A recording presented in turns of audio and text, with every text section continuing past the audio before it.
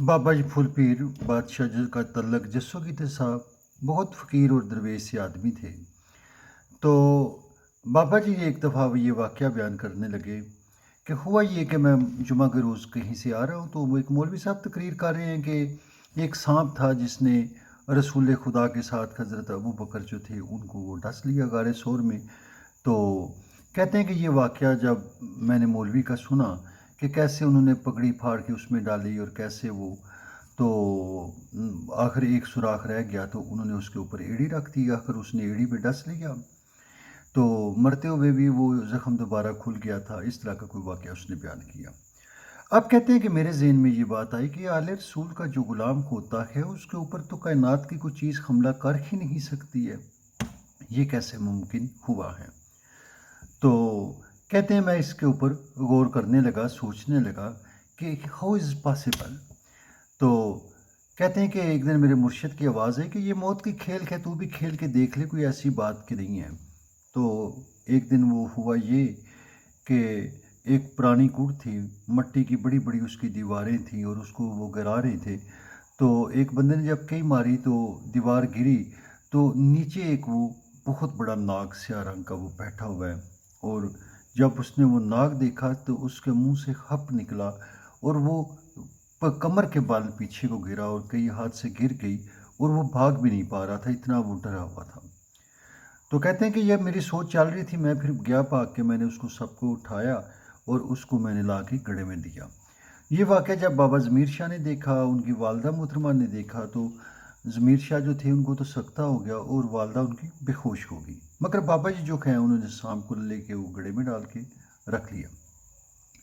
कहते हैं फिर मेरे ज़हन में ये बात आई कि हो सकता है ये सोया हुआ हो जब मैंने इसको उठाया है।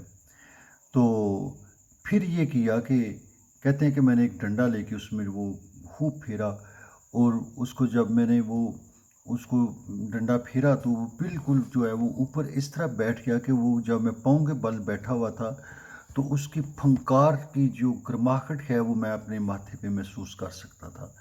मैंने उसे कहा कि मैं आले रसूल का एक अदना सा गुलाम हूँ, अगर गार में तूने उस दिन डसा था तो आज मुझे डस, ताकि मुझे हकीकत का पता चले।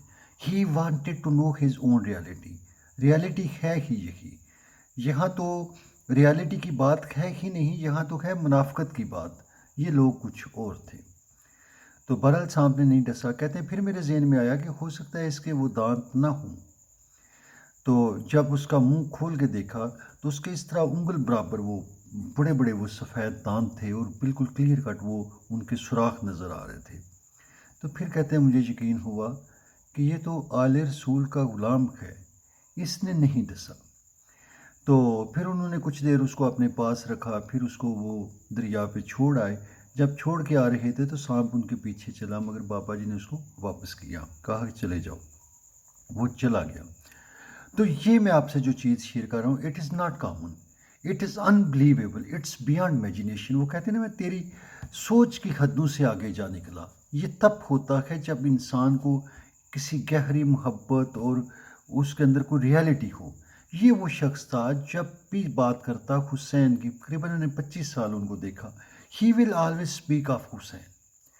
उनकी आंख तर रहती थी और आले रसूल का गम उनके जिस्म का हिस्सा था। जिस्म क्या था? हड्डियों का एक ढांचा था। मगर रियलिटी, सच्चाई, हक, उसकी जो बात है उस पे बात ख़त्म थी, उस पे कोई कंप्रोमाइज़ नहीं था। चंद दिन पहले मैं मौलवी इसहाक का एक क्लिप देख रहा था, तो मौलवी इसहाक ने कहा कि ये सारा झूठ का पलंदा था जो इन्होंने बनाया हुआ है। गारे शोर में गए और सांप ने काटा, फिर वो ज़ख्म खुल गया। तो उसने ये आर्ग्यू किया, अगर मोहम्मद ने अली के आँखों पे लुआब लगाया तो सारी ज़िंदगी अली की आँखों में वो तकलीफ़ नहीं हुई, खैबर वाले दिन जब आपने उसकी आँख पे लुआब लगाया था। तो क्या अबू बकर को लुआब लगाया तो फिर उसके ज़ख्म खुल गए? तो इसका मतलब तो ये है कि अबू बकर के साथ उसके ज़ख्म क्यों खुल गए? क्वेश्चन तो ये आता है। तो बहरहाल ये वो बात कर रहे थे कि बहुत ज़्यादा हदीसें, बहुत ज़्यादा चीज़ें जो हैं वो झूठ का पलंदा है। रियलिटी आले रसूल है और जो उनके दुश्मन हैं वो हक के दुश्मन हैं, खुदा के दुश्मन हैं, उसके रसूल के दुश्मन हैं। और जो उनके मोहब्बत करने वाले हैं वही असल लोग हैं, वही रियलिटी पे हैं। بہت شکریہ۔